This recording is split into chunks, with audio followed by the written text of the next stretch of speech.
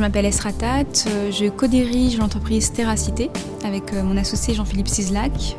Donc Terracité qui est une entreprise immobilière donc dans le logement, et notre métier consiste à réaliser des programmes d'habitat écologiques, participatifs et abordables, donc accessibles en termes de prix.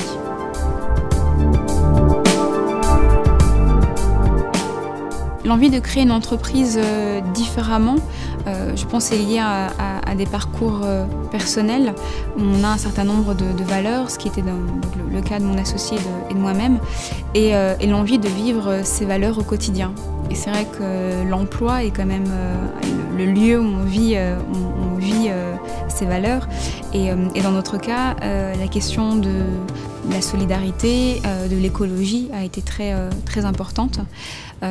Et donc comment faire pour rendre ces activités pérennes, donc innover pour aller vers des modèles d'entreprise qui puissent durer dans le temps, mais qui puissent également créer de la valeur humaine, écologique, etc.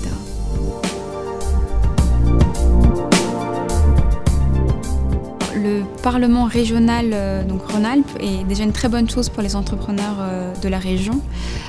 C'est une manière pour nous de porter un peu le discours et rendre visible notre manière de faire l'entreprise.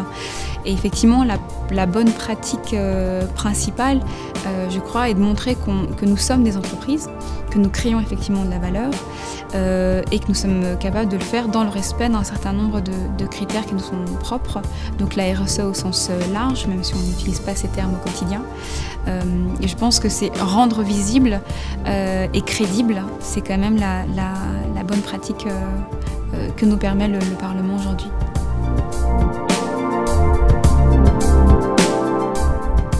En tant qu'entreprise et dans notre cas TPE, le fait d'être en réseau est quand même une manière, un activateur en termes économiques, et on a parfois du mal à identifier des acteurs qui partagent sincèrement nos valeurs et notre envie d'avancer dans ce sens. Et le fait d'avoir un réseau qui identifie pour nous des partenaires potentiels ou des métiers connexes est un avantage vraiment important. Et on a d'ailleurs rencontré dans le cadre du Parlement national à Nantes un architecte avec lequel on est aujourd'hui en réflexion pour monter un projet.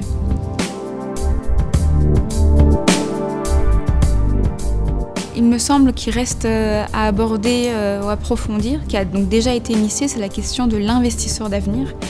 Ce qui est ressorti aujourd'hui dans les propos, c'est que pas de solution d'avenir sans entreprise d'avenir, et pour financer l'innovation, il faut des investisseurs qui partagent également cette vision.